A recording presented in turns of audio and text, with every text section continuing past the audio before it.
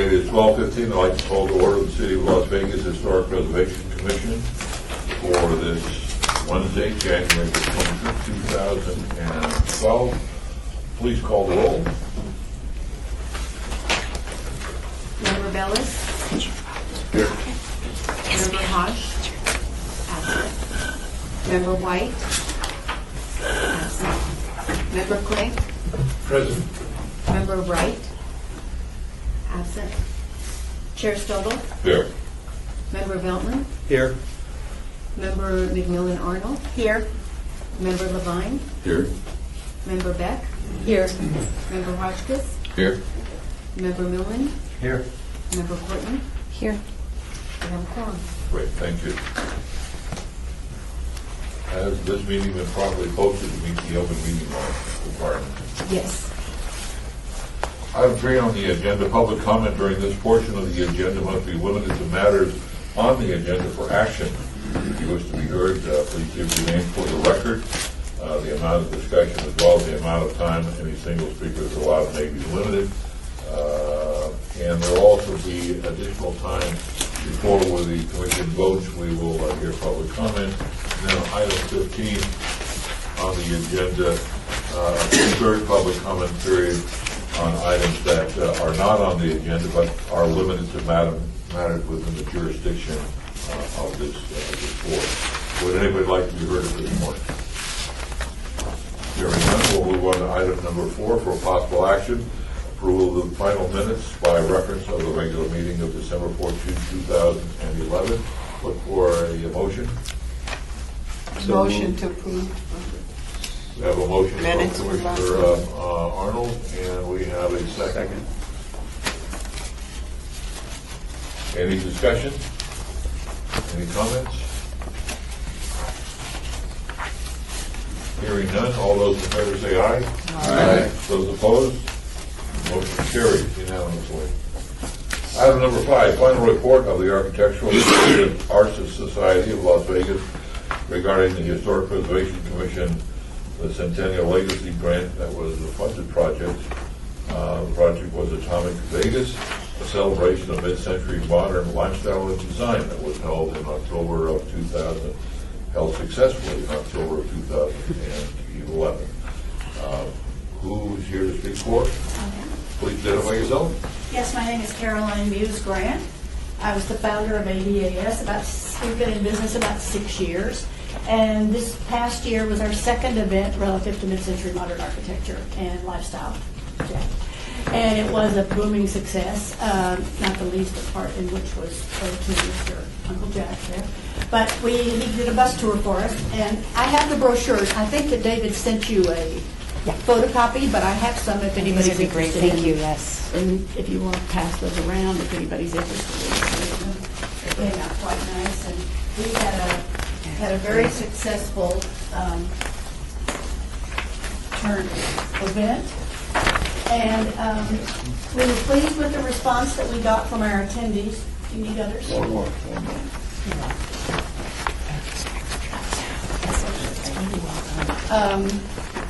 We had planned originally to have 5 events relative to this weekend. As it turned out, as we went forward, we realized we weren't getting the participation that we had hoped for in the first 2, which were going to be just an opening reception that we were going to have at the Atomic Testing Museum. We thought that was kind of appropriate because of the venue.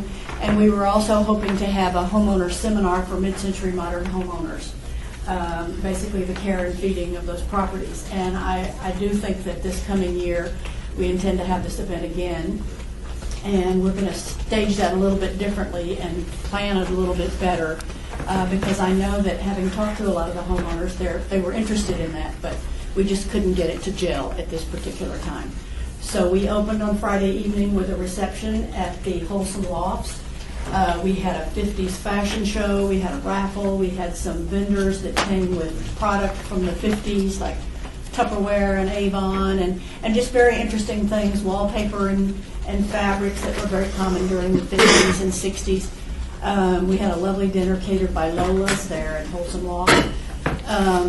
On Saturday, we participated with the city in the pre-book festival at the El Cortez.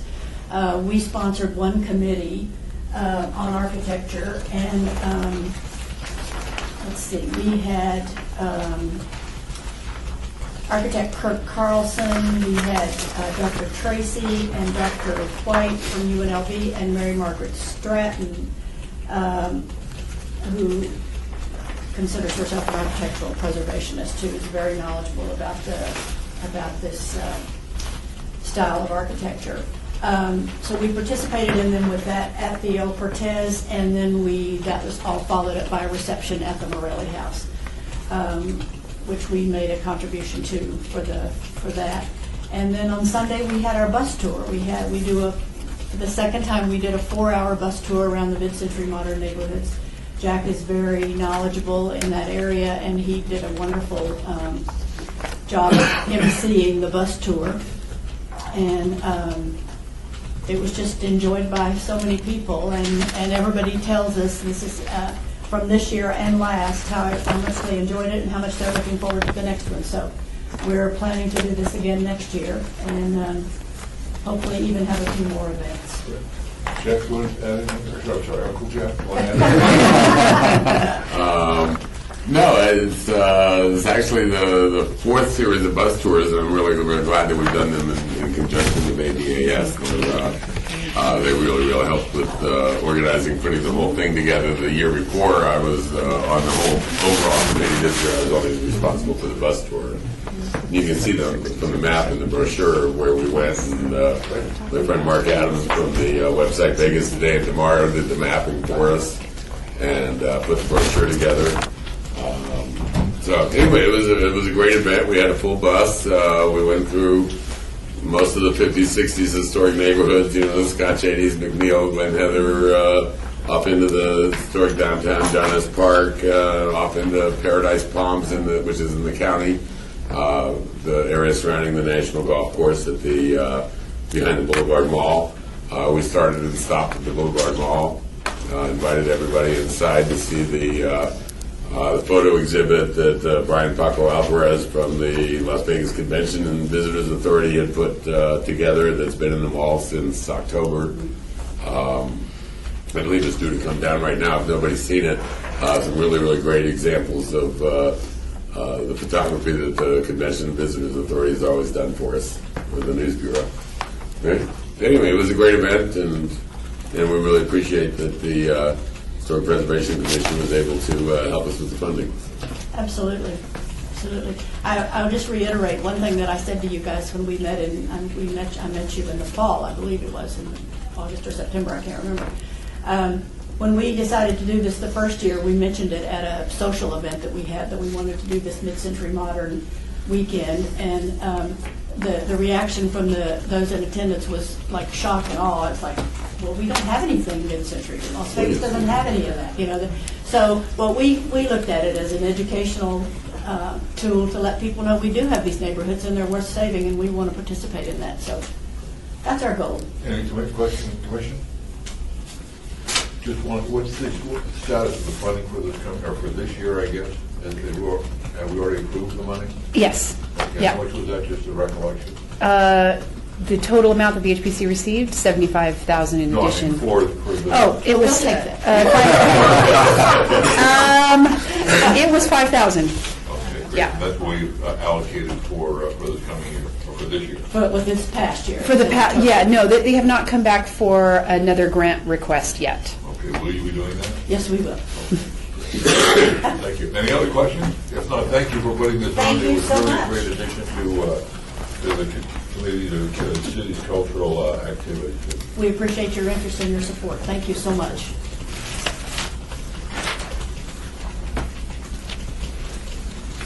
Item number 6, HPC 44311, possible action regarding a request not to exceed $1,000 in Historic Preservation Commission Centennial Fund to print 1,000 historic preservation brochures for the upcoming conference in Cincinnati. We have a representative from the National Genealogical Society here to kind of discuss the request and what the brochures will be used for. Welcome. Thank you for having me. Unlike I'm sorry, would you identify yourself as a, Stephanie Evans. okay.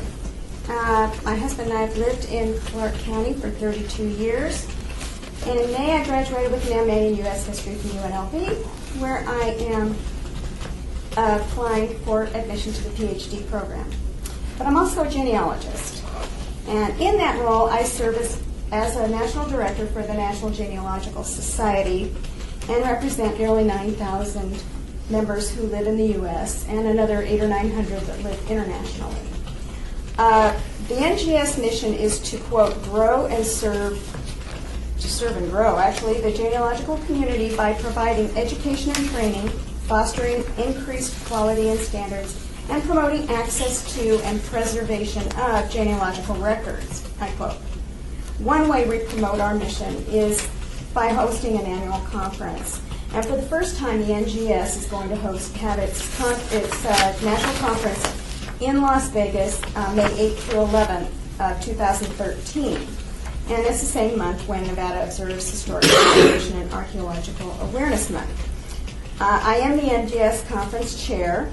Michael Brenner of the Jewish Genealogical Society hosts the local host committee, and that is composed of representatives from 6 local genealogical groups. The conference will be held just outside city boundaries at the Las Vegas Hotel, which used to be called the Las Vegas Hilton. And the NGS Family Conference has been in the West only twice in the last 10 years. 2004, it was in Sacramento, and in 2008, it was in Salt Lake City. We expect between 2,000 and 3,000 attendees. The last 2 conferences have had nearly 3,000. So we expect that many, but we're basing our budgets on 2,000.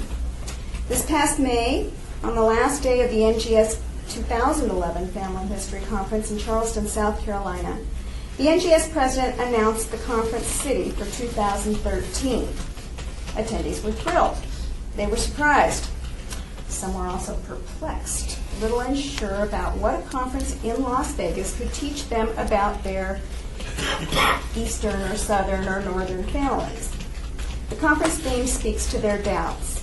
It urges lecturers to speak about ways that families and the places they lived were shaped by macro factors like race, class, war, law, water, disease, migration, and technology. I've asked Courtney to lecture on historic preservation and to speak on or lead a tour of local divorce ranches. I've asked Clay T. White to speak on African American migration to Las Vegas and how to conduct a community-level oral history project. And I'm here today to ask for your help in promoting Las Vegas to the national genealogical community as a place that actively preserves its urban spaces in order to illuminate the history of the city, its residents, and its families. In 4 months, from the 9th to the 12th of May, the local host committee and I will attend the NGS 2012 Family History Conference in Cincinnati. And we will be there to promote the 2013 conference in Las Vegas. And to that end, I ask that the Historic Preservation Commission provide us with an aggregate of 1,000 handouts composed of the following brochures: Guide to Historic Las Vegas, the Pioneer Trail, and Historic West Las Vegas, and the map, the City of Las Vegas Historic Places, Properties, and Districts. So 1,000 composed of a variety of those 4. These handouts will help us promote Las Vegas as the historic home to diverse ethno-racial groups, as a city that values its history, and as a city whose history matters far beyond its borders. Question? Look for a motion? Move to approve. Pardon me? I move to approve. Sorry? I second. We have a motion, we have a second. Any further Others? or comment? Well, those brochures are already created of those things that Yes. are already in existence, and this is really printing cost and, okay. Well, the actual amount of brochures that will go to the conference will be more than the 1,000 here because we have some that are already printed. So we'll augment that with brochures we have already printed. So what you're saying is the $1,000 is the 1,000 brochures are going to be printed to add to and take back. Correct.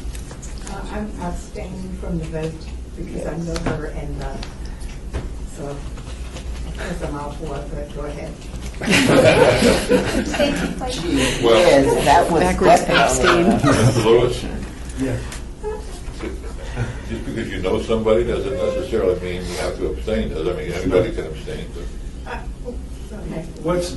Explain the relationship again. Well, she's a student I've worked with a bit in her research, and I know her well. You know her well. Does she currently receive grant money from the university? Is she being paid by university for the research help? No, you're fine to. Okay. like voting. The Well, point the is- Ethics Commission wants you to vote. I mean, very rarely will the Ethics Commission expect an abstention because you've been appointed to do just that. They actually direct you to do as much as you can, get as close up to the line, because they want your interaction. So But it really is about personal financial benefits. that's, Okay.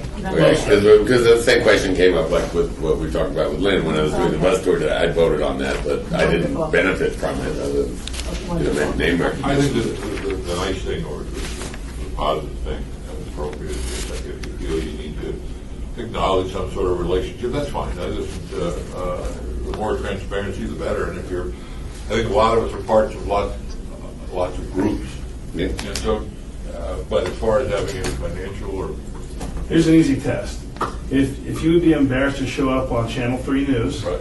well, then you probably shouldn't vote, Okay. right? Then I- But if you think you're okay, then you're probably just fine. Bring the camera to. We have a motion and we have a second. Any other comments, questions? All those in favor say aye. Aye. Those opposed? Motion carries unanimously. Good luck and we welcome the 2013 family meeting. That's great. Thank you so much. Oh, thank you, Stephanie.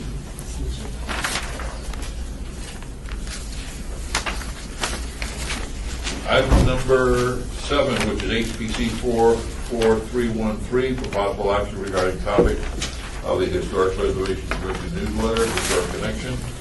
I got a packet, or a item in your,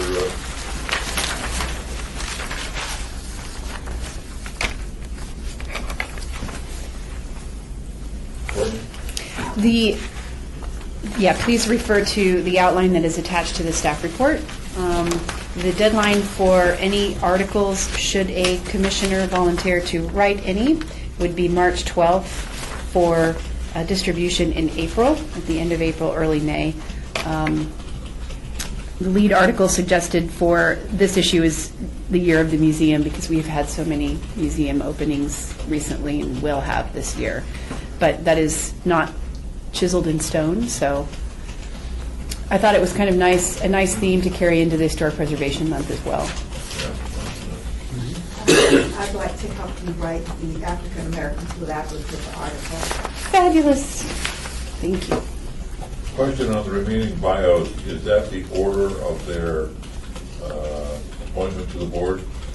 Yes, Okay, so Jack would be next in line, and then Don? correct. Okay. And Jack, I will send you a sort of a rough questionnaire that we can start working with. Okay. Any other thoughts or comments from the commission? Courtney, anything else you'd like from us on this? I think we're good. Great, all right. Next item on the agenda is item number 8, HPC 44309, for possible action regarding Excuse election. me, I'm sorry.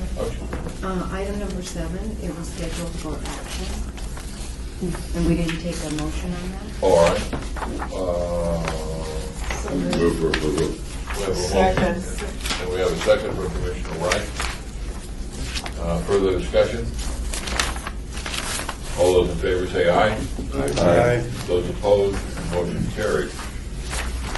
Next item on the agenda is, and thank you, is item number 8, possible action regarding election of the chairman of the Historic Preservation Commission. Courtney?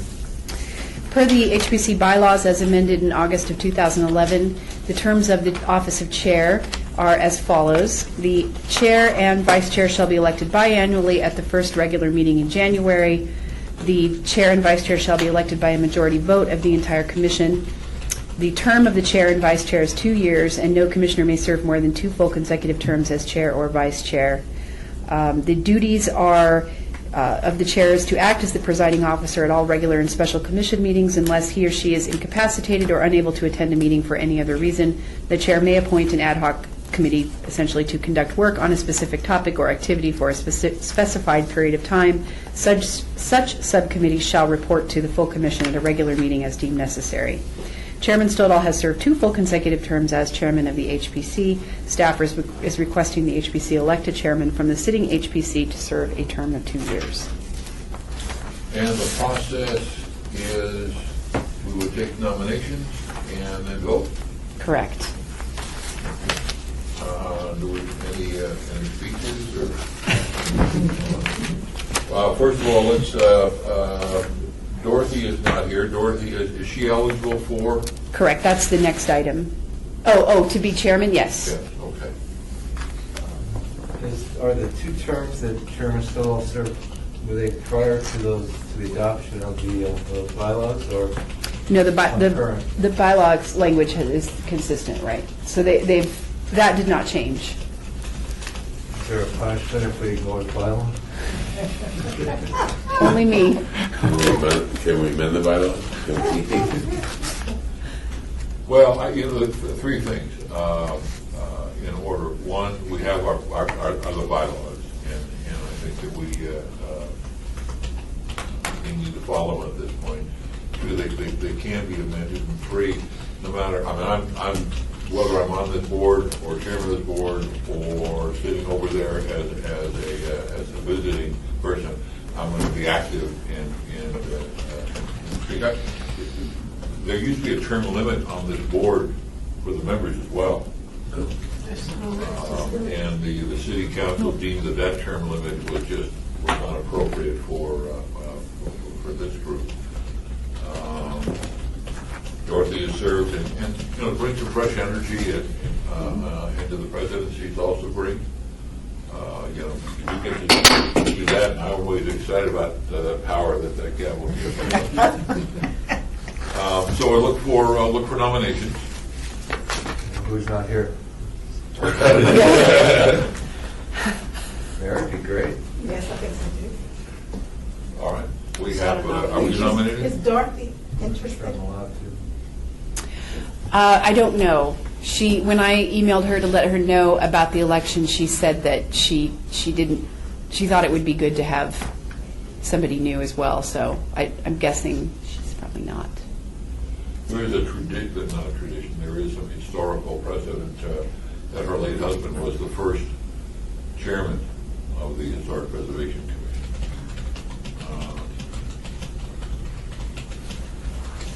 I nominate Mary Couch.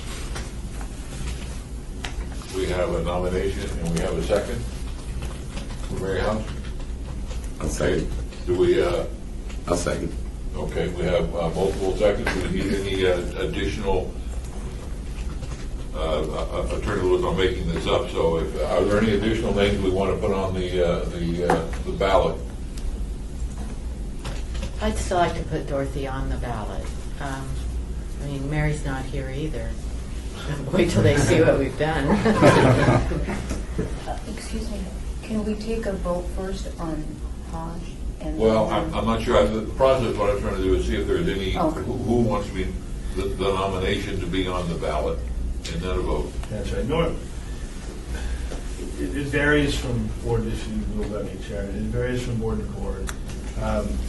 Generally speaking, when we take nominations, it doesn't make much sense to take we have to vote and then nominate another. It doesn't make much sense. Let's nominate who we're going to nominate, and then we'll go through the vote. Generally speaking, on these other boards, we've only had 1 nomination. So like on Planning Commission, you just get 1 nomination for chair, and then, is there another nomination? No. Okay, let's vote on the 1 person that's on the slate. If there's more than 1, let's get them out on the table, and then we'll just, once they're on the table, then I'd like you to call for a vote, maybe in the order in which they were nominated. I think Commissioner Housh has served and continues to serve, and will, like everybody around the table, no matter what, whether we're on or off the board or chairman or whatever, will continue to fight the good fight. I think she's got school that conflicts a little bit with this meeting. And I would really like to ask the two of them, if they want to serve, or we can just say, what you think in this. So we have two names on the agenda, or on the ballot, Mary Housh and Dorothy. Anybody else we'd like to put on the ballot? Okay. If they decline, does that mean there's no real vote then until the next meeting? All right. Correct. Okay, so because you voted for the two people that are here, and neither of them accept, I suppose we ought to find out between now and the next meeting, and if both will decline, then we should put another agenda item on for the next meeting. That would be my thoughts. So then this would be held in abeyance No, until March? No, we'll vote. Okay. Right, we'll vote. Right? And so what happens, we'll vote, and then we're going to tell the lucky person that they're not chairman. And if they say no, then what we'll do is we'll come back. They can decline the position, and then we'll have another. As a historical footnote, in June of 1911, the citizens of this community had a choice to vote on whether they wanted to become incorporated. At the same time, they were also voting on who would be the mayor. So somebody could have been elected mayor, and the city could have, or the community said, we don't want to be incorporated, so they wouldn't be mayor. Maybe the best thing to do would just be to obey it completely until the next time. You get to hang on for another hour. And then I'm not giving it up. Could we just not vote to accept the nominations and wait and that's what I'm saying, obey that these are the nominations we accept, and then at the next meeting we can vote to who we want? We can do it every month. and vote. Or we take the nominations and we put them on the agenda for next time. In between now and then, if somebody says they don't want to be Yeah, that's what I'm considered, talking about. they can withdraw. yes. And so Yes. my suggestion was, instead of having a whole new agenda item and preparation of a new agenda summary page, we just obey the item. We've heard the nominations. We know what they are. Okay. We obey. You hang on for a month. They come back. They say, "Great, thank you. I would accept if nominated," and then we have the vote. I don't know. It's up to you guys. It's your board. If you'd like, you can you could. I suppose what we could do is we could nominate, and you could direct your historic preservation officer to put another agenda item on that would then be for the vote. But it's just We don't have it next month. So, Mark. Oh, no, meeting. It'd be nice to know what they accept, though. well, could we do it by email and just find out whether they accept it or not, and then just notify by email in between meetings? They will be notified in the minutes, for sure. They'll be reading, and they'll be like, "Oh." So many people read the minutes. Staff would be more than happy to contact both of those who have been nominated and Right. Well, ascertain their you know, interest. I mean, this is, we all know each other. This is relatively informal, although it's a formal process. If we voted today and X got elected, and we called X and said, "Congratulations, here's your gavel," and X says, "You know what, because of conflicts or whatever, I have to," then we would simply hold another election. Well, it's just sometimes that when people are elected, it's very difficult for them to withdraw. Once they figure the board has elected them, well, congratulations, you're the new chair. It's going to be difficult for that person, it would appear to me, to say, well, I don't want, I can't do this.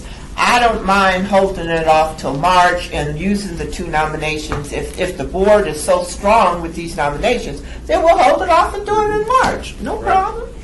We'll give you the glory of an extra month or two. We can handle it. Chairman. I haven't decided whether I want to run yet. let's just quickly go around the board. Commissioner, any thoughts, any comments, any direction you feel we need to go in? I would say just put this thing off until March. till March. Okay, Commissioner Valley? Yeah, we can approve it. Yes. Okay, all right, so we'll hold the item in advance until our March meeting, and we'll hold our March meeting where? City Hall, At the the new new City Hall. I'm not sure it's where, I mean, it's going to be in the clerk's office, Right. conference room, okay. I'll have to get a map for you, I'll email it to you so you know where to go. As well as new parking passes. Right. The ones we got in the mail aren't going to work. We just got. No, them. yeah, I think we'll Those have to don't get work new either? ones. Well, they're good for today. All right, so then I would suggest that maybe the next item also for vice chair, we would also hold an abeyance. We all agree to that? Blocks down the road. Do we need to vote on that? Yes. Yes. Okay. Yes. First, we'll take the first item, which is HPC 44309, the election of a chairman. Somebody make a motion? So moved. So moved. Second. We have a motion and a second. Further discussion? All those in favor say aye. Aye. Those opposed, motion carries. Look for a motion on 43310. So moved. So moved. We have a second. That's for the vice chairman. Hold that in advance until our next meeting. All those in favor say aye. Aye. Those opposed, motion carries. Item number 10, report by the Department of Planning regarding West Side School restoration project located at 330 West Washington Avenue. I hope all of you received your CD Yes. in, okay, wonderful. The HABS report was approved by the National Park Service, and that's what you received in your backup, so hopefully you will enjoy that reading. It was very well done.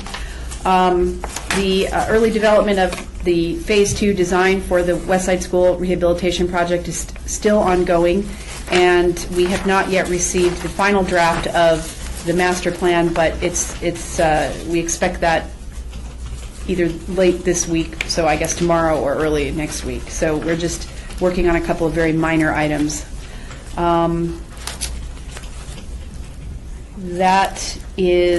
Those are the important updates for the West Side School project. Question?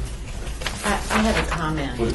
I just wanted to tell you, I looked at that HABS documentation, and it was outstanding. And I was most impressed by the quality of the archival photographs. They were exceptional. I even showed them to other people in my office because it was so nicely done. And they asked for copies of the document. Oh, that's good news. Thank you. I will pass it on to KME. Commissioner Woody, does that all stem from those meetings that were held? I mean, those photographs, didn't they come from, or please tell me where they came from the meetings and the book that was originally held on the steps of the West Side School? Yes, yeah, and they've also gotten some photos from Brenda Williams, a resident, as well as the Nevada State Museum. Were there any other sources that you can think of, Commissioner Arnold? There were some other sources, but like when we had our outreach program at the Lorenzi Park, there were a couple other people to bring in some pictures, but to run those names off, I can't do that. I would have to probably look at them and, Private collections. private Correct. collections, correct. Any other comments, questions? Great. All right. Oh, except that was the West Side School Alumni Association. Correct. We Thank got you. pictures from the West Side School Alumni Association from from the private collection of their members. Brenda Williams had some. Item 12, report by the Department of Planning regarding administrative review of application for building permit certificate of appropriateness for property listed in the register for the city of Las Vegas. Courtney? The Historic Preservation Commission approved the application for a certificate of appropriateness for the solar-covered parking units in December. That permit to install those was approved administratively in December of 2011. And the Historic Preservation Officer administratively approved an application for, oops. Oh, I apologize, that's just the same one. Thank you. Solar parking, Lorenzi, approved. Thank you. Any comments or questions on that?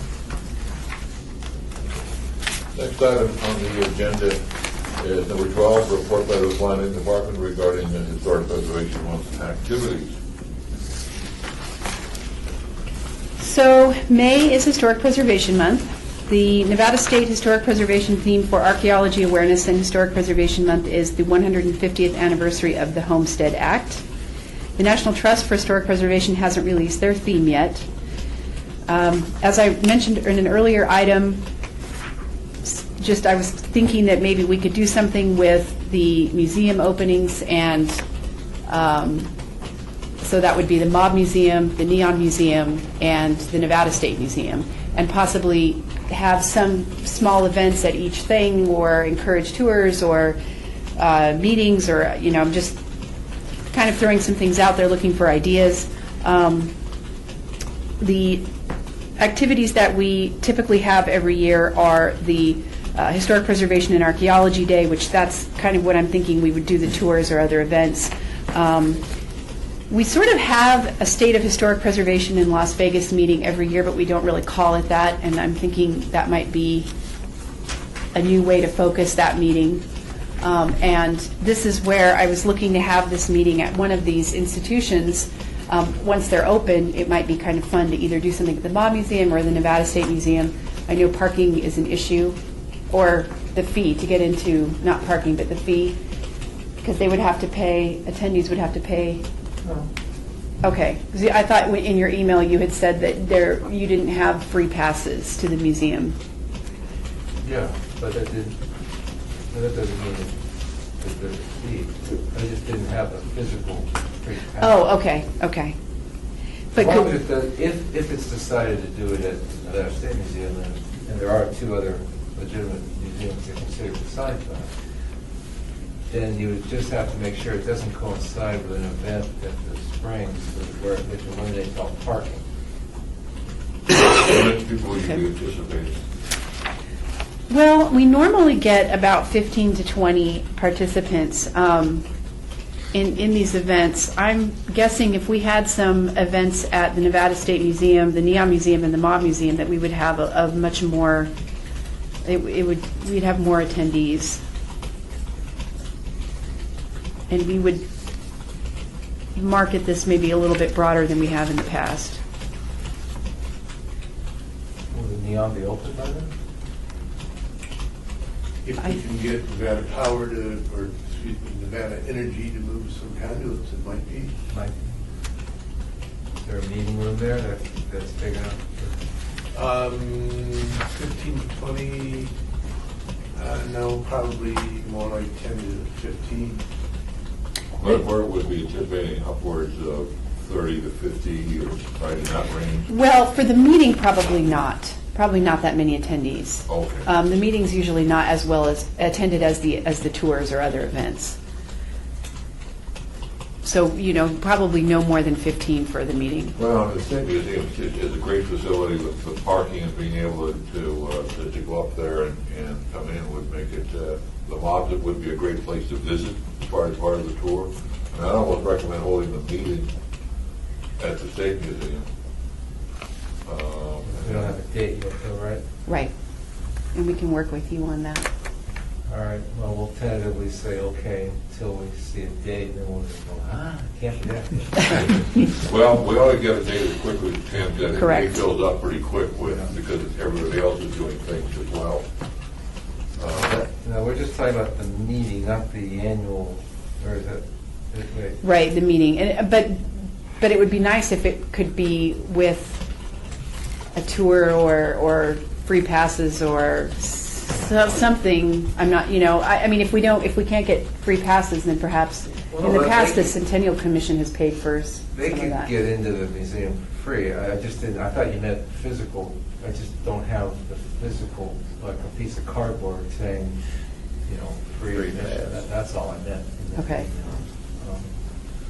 Courtney, without, we don't have a meeting in February, and we don't want to wait until March to kind of lock some of these things down. What would you recommend? Do we need to have a committee formed to help you, or what?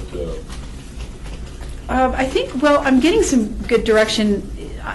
what staff can do is just follow up on some of this feedback and try to see if we can find a date with some of the different institutions. What are your thoughts about something at the Mob Museum? Would it be possible to get free passes for like a limited number, kind of a first come, first served basis? I'll start with the answer being yes. I think, they're still sort of making this up themselves and how they, what they do, what their rules, what their guidelines are, but I would start with yes. We could probably get an answer this week, especially if we're able to select a date. I think that they would say, because they're booking their facility to try and drive some revenue. So, guys, let's start with yes. Okay. And then they'll ask the two things: how many people you're talking about and when, and then what are you going to have food there? Are you going to have tables? I think the only place you really have for a meeting is in the courtroom. Where else would they hold a meeting? Is there a place downstairs? No, I think it's all been kind of sectioned off. When they sectioned the downstairs off with different exhibits, when we took the tour, all of that was exhibits. The courtroom area appeared to be the one area that was pretty wide open, and I think there was a couple of small offices, but then down in the basement there was offices. I mean, I think there was there's a small conference room down there. Yeah. But so that was. Well, I guess the key starting point is that we can just pick a date and then call and see what's available and what the ground rules are. And so you just say you got to go over there, or right. That's the best place to go. Well, how can I'll help you, but is there anything else we need to do that would require a little larger committee to? I don't think so. Lots of commissioners? Yeah, I don't think so. So according to calls, I'm sure everybody will be happy to answer a call and help take the garbage out, right? Yeah. Yep. According to one of the few that gets through, yeah.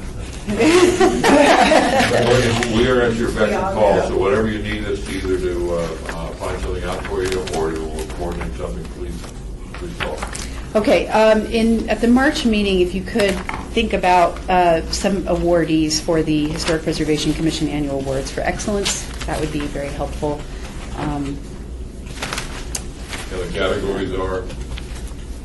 We don't really have categories. Essentially, we try to find a building or a site that's been restored or preserved in some way, or a nonprofit organization. We have recognized organizations in the past, and a student. If we wanted to recognize Nevada Energy for putting the conduits in critical. That is up to your discretion. Okay, so it's why, it could be a nonprofit of somebody that has done something important for historic preservation in the previous year. Or a student project. The project, Yeah, okay. we've done that. All right, so it's all, You did get 3 schools, didn't you, last year? what did we do, who was it for last year? The City of Las Vegas Department of Operations and Maintenance for the equestrian and livestock area at Floyd Lamb. Clark County Museum for the relocation of the and historic preservation of the Candlelight Wedding Chapel, and Preserve Nevada for their advocacy for and assistance with stabilizing funding for the Nevada State Historic Preservation Office. We got everybody from, there's lots of things out there that people have done. Everything from the Book of Mormon Court to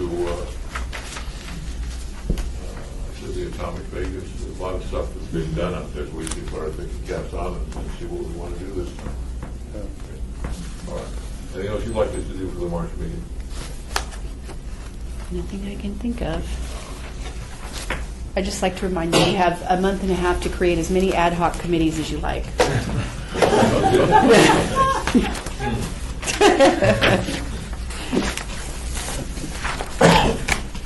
All right, we're going to close the last item on the agenda.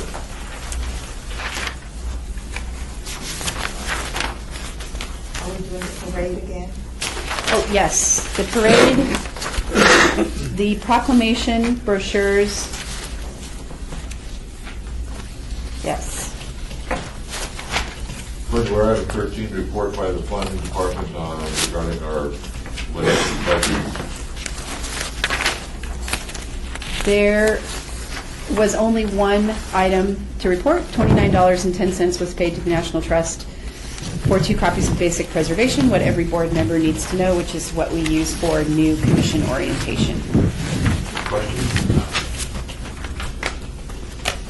Again, if a board member, one of the commissioners has an idea of how we need to, something we can fund, please bring that forward. We have $64,000. That includes the money that we encumbered for already, right? Something like that? Correct. Item 14, report by the planning department regarding public outreach items. There is no report. However, there are the attached articles in the backup. A question. It takes time for commissioners to do this. It takes paper, it takes toner. Do you find that it's a valuable tool? Yes. Okay. Any comments or questions? Item number 15. Regarding project updates listed by the planning department. The 2011 Historic Preservation Fund grant for the Phase 2 Beverly Green Neighborhood Historic Resource Survey and Inventory. We received proposals and reviewed those proposals, and I believe we are about to select the consultant. So I should have a report for you about who that will be in March.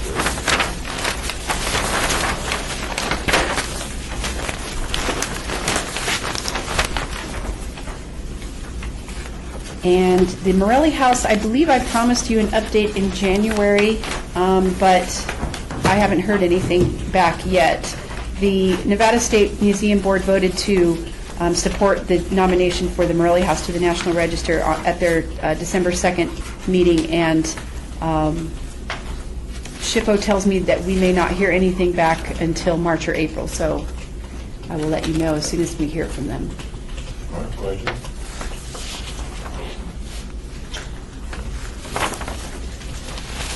Report by the planning department on downtown project. Ready? Yes, Chairman, I believe last month you asked me to give a status update on the pedestrian bridge identified as project number 35. There had been a delay in the funding that we were expecting from NDOT that would have assisted in constructing the bridge. However, it seems that things are in place, and we do expect that to be constructed and operational by fall of this year. So that is the date that we have been given by our Public Works Department. Just a couple of other projects to draw your attention to on the map. Project number 21, which is the Lady Luck, they recently just came back to the Planning Department requesting an expansion of their gaming floor area. They're not actually adding on to the building, but are repurposing some of the areas that they have in there, and that was recently approved by the Planning Commission. They also seem to be doing a little construction there on the site, so we're hopeful that things might be progressing there with the Lady Luck property.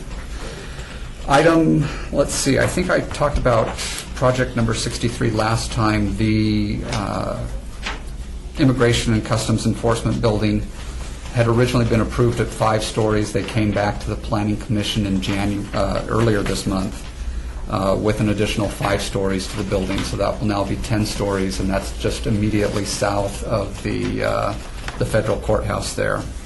And then project number 90, which is the former Downtown Transportation Center there, just immediately west of the Mob Museum. The city is under agreement with the CIM group out of Los Angeles to develop that site. But in the interim, as the financial situation is what it is currently, they have requested a 2-year approval for a temporary farmers market, which will be located within the existing building there. And then they also would like to locate food trucks and pop-up retail on the site as well, and that was just recently approved by City Council, and that's just a temporary use for a 2-year time frame. and then they are to come back to the city with a proposal to develop that area around the Mob Museum. Just another thing to note that we don't have here on the sheet, Atomic Liquors, which is on East Fremont Street and has some historic interest, I think, from some of the members here. Not looking at Officer Mooney by any chance. The owner of the business unfortunately passed away, I believe, about a year or 2 years ago. The business went out of operation about a year ago. They came before Planning Commission requesting an extension of time for the tavern license there on that business. City Council awarded a one-year extension. They are currently in talks with the new operator to operate that business. So we hope it will continue as it has for many years and is an institution here in Las Vegas. And then finally, I was supposed to give a restaurant report as well. I was scheduled to go to Oscar's last Friday, but unfortunately had to cancel, so I've got it scheduled for this Friday. So I'll report back next time about my visit to Oscar's in the plaza. What about Lei I Tai? ate there last night. Oh, Lei Tai. And I ate there last night. I had fabulous fried rib, absolutely excellent fried rib. We had great service. There was a nice crowd for Tuesday night. We were a group of 6 and got the center table. It was really cool. I've heard good things. Well, we'd still like to hear a formal report. Okay. This didn't give you a formal. I feel the pressure. Item number 17, citizens participation, public comment. Look for any public comment. We are hearing none. We are adjourned.